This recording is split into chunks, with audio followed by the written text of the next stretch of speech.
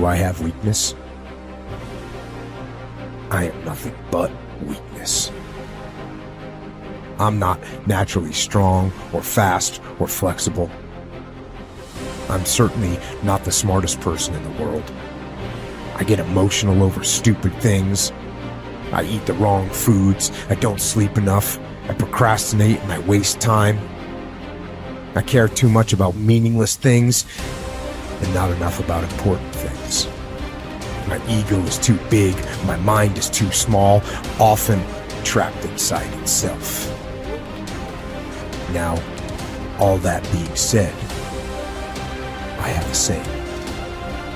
A person's strength is often their biggest weakness, but their weaknesses can become strengths. Success, guys, a very, very lonely road, man. Along that road, you're not going to see too many friends. You see your shadow most often. You got to trust in the heart of hearts. Inside what you're doing, what you believe in is a worthy cause, a winnable fight. I wish I could tell you you're tired, go take a break. I wish I could tell you you're tired, rest for a year. I wish I could tell you that it's going to get easier. I wish I could tell you it's going to get easier. I wish I could tell you that if you just keep going, it's going to get lighter. I dare you to take a stand today to say no more. I will no longer accept this for my life. I dare you to take action today. I dare you to write your goals down and get someone to hold you accountable. I dare you to hold yourself accountable. I dare you to give up everything that is keeping you from your dream, to say no to all the negative influences. I dare you to pick up a book instead of a drink. I dare you to work harder than you think you did yesterday. I dare you to prove them wrong. I dare you to prove yourself right. I dare you to stand up as a man or as a strong woman, as whoever you are, and declare that you are going to claim a bigger and better life for yourself. When you get to the point where enough is enough, when you get to the point where it hurt real bad, when you get to the point when it's over, when they're tired, when they're frustrated, when they're ready to give up, when they spent their last dime, that's when they get started. But what you cannot do is you cannot quit during the process. You cannot give up because it ain't what you see. You cannot give up. Pain is there to make you better. Without struggle, there can be no victory. And let me tell you, when you've been through pain, when you've fought for where you are, you ain't gonna let anyone take away what you got. When you've earned it and paid your dues and suffered and failed, been hurt and been down, and you get back up, when pain and struggle comes to face you again, you look it in the face and stand it down. Because you've been through too much. You're too strong now. Everything that has happened to you up until this point has made you who you are. And it will continue to mold you into who you will be. How do you overcome the suffering of life? Be a better person. That's how you do it. Well, that's hard. It takes responsibility. And I think, if you said to someone, you want to have a meaningful life? Everything you do matters. That's the definition of a meaningful life. But everything you do matters. You're going to have to carry that with you. Or do you want to just forget about the whole meaning thing and then you don't have any responsibility because who the hell cares? And you can wander through life doing whatever you want, gratifying impulsive desires for how useful that's going to be. And you're stuck in meaninglessness, but you don't have any responsibility. Which one do you want? Well, ask yourself, which one are you pursuing? And you'll find very rapidly that it isn't the majority of your soul that's pursuing the whole meaning thing, because, well, look what you have to do that. You have to take on the fact that life is suffering. You have to put yourself together in the face of that. It starts with yourself, man. You gotta start diving into those things that you're afraid of. You don't gain confidence by going to the spot that makes you feel good. It's gonna be a false reality.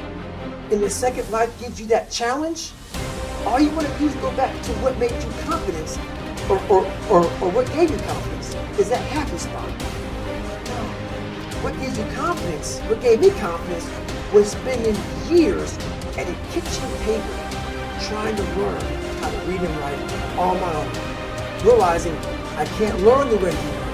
I can't, but I can learn. What gives you confidence, not being afraid It's overcoming the fear. I used to stutter severely bad. So right now, I don't know how many people are gonna watch this. You know what gives me confidence? Is knowing I no longer care if I sit here and start stuttering again. That's what gives me confidence, is facing these things, overcoming them. And maybe not overcoming them every day. Facing them. And facing and facing. Pretty soon like this, oh man, this is where it's at. It's not in that comfort zone. It's in the discomfort zone is where my confidence is getting built. That's where it's getting built. But people want they want an easier answer. It has to be an easier way. It's not. I'm sorry. I searched for it my entire life. I did. I lied. I did everything. And I still felt empty. I walk around with a backpack with all my stuff and no car. And I walk around happiest person in the world.